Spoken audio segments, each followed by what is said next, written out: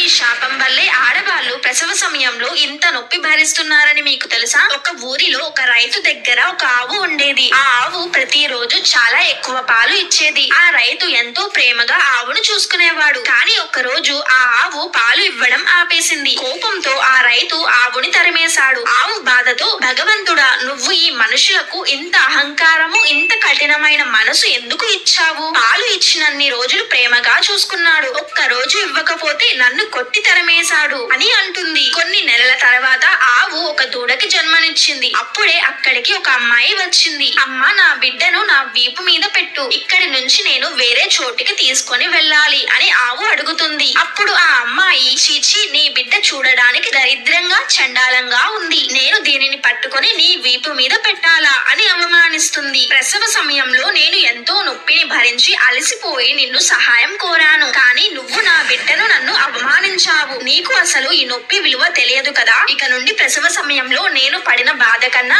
100 రెట్లు ఎక్కువ బాధ మీరు అనుభవిస్తారు అని శాపం పెడుతుంది. అలాగే మీకు పుట్టిన బిడ్డ 9 నెలల వరకు నడవలేరు, కానీ ఆవుకు పుట్టిన బిడ్డ మాత్రం పుట్టినప్పటి నుంచే నడుస్తుంది.